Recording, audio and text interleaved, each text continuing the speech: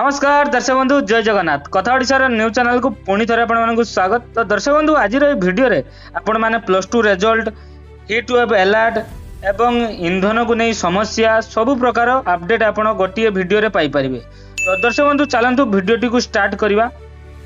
तो भुवनेश्वर होती बड़ दुर्घटना।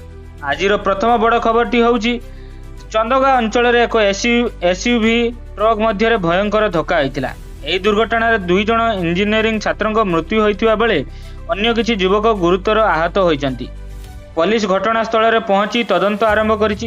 एही घटना पर सारा राज्य में शोकर छाया देखा जाइछि। तो दर्शक बंधु परवर्ती खबर नंबर 2 पेट्रोल दर वृद्धि। राज्य में पेट्रोल और डीजेल दर बढ़िया पर भुवनेश्वर सह विभिन्न सहर में पेट्रोल पंप आगे लाइन रही। पेट्रोल दर 104 टଙ୍କା पहुंची खबर भाइराल होइछि। सरकार और आईओसीएल कहते जे राज्यर इंधन रे कौन अभाव ना एवं लोक आतंकित होगा दरकार ना। तो दर्शक बंधु परवर्ती खबर नंबर 3 सीएचएससी ओडिशा +2 रिजल्ट बड़ अपडेट। ओडिशार लक्षाधिक छात्र छात्री बड़ खुशी खबर। सीएचसी ओडिशा +2 रिजल्ट 2026 खूब शीघ्र प्रकाश पाउछि। तो छात्र छात्री माने ऑफिशियल वेबसाइट रे देखि परिबे। एते पर्यंत डेट फिक्स होई नाही। तो चैनल को लाइक एवं सब्सक्राइब कर दिंतु जहाँफल आप जापर केबे रिजल्ट बाहर। तो दर्शक बंधु परवर्ती खबर नंबर 4 ओडिशार गवर्नमेंट डीए हाइक। राज्यर सरकारी कर्मचारी पेंशन पाई खुशी खबर। मुख्यमंत्री मोहन चरण माझी 2% डीए वृद्धि करिसेंती। तो यह लक्षाधिक कर्मचारी को सीधा सड़क लाभ देव। तो दर्शक बंधु चलतु परवर्ती खबर नंबर 5 हिट वेब अलर्ट जारी। पश्चिम ओडिशा रे तापमात्रा 43 डिग्री उपर रही। दिन को दिन गरम बढ़ी चली। आईएमडी पक्षरु हिट वेब सतर्कता जारी कराई। लोक माननकु अत्यावश्यक काम छाड़ी बाहर को न जावा को परामर्श दिया जायछि। दर्शक बंधु रेलवे विभाग रु आसी जायछि अपडेट ईस्ट कोस्ट रेलवे। तो आपण तो दैनंदिन जीवन में ईस्ट कोस्ट रेलवे रे जीवा आसिया करुथिबे। केउ माने ईस्ट कोस्ट रेलवे रे जीवा आसिया करंती टिके कमेंट रे कहि देबे।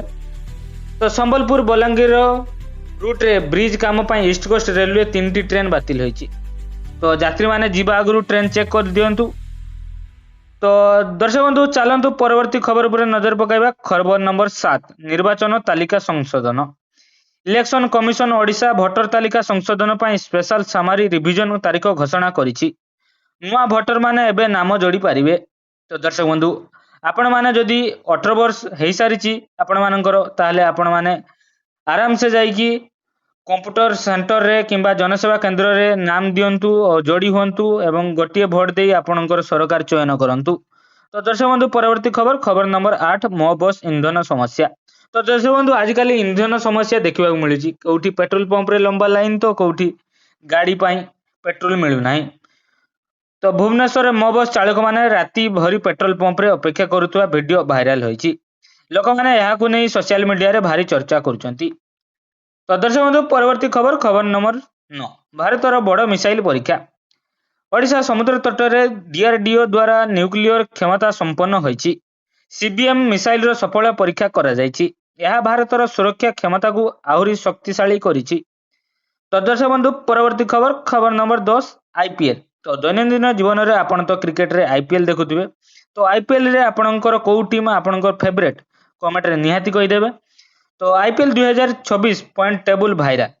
आईपीएल 2026 रे गुजरात टाइटन्स जीती पॉइंट टेबल रे शीघ्र पहुंची। प्ले ऑफ रेस आउ रोमांचक होई पड़िछि। तो क्रिकेट प्रेमी माने आगु नहीं भारी प्रोत्साहित। तो यह थिला आजिर ओडिशार 10टी बड़ खबर। एही भली दैनंदिन जीवन रे खबर को देखिबा पई चैनल को लाइक एवं सब्सक्राइब कर दियंतु जा फल डेली एमती अपडेट आपण पाई पारे। रहउची जय जगन्नाथ।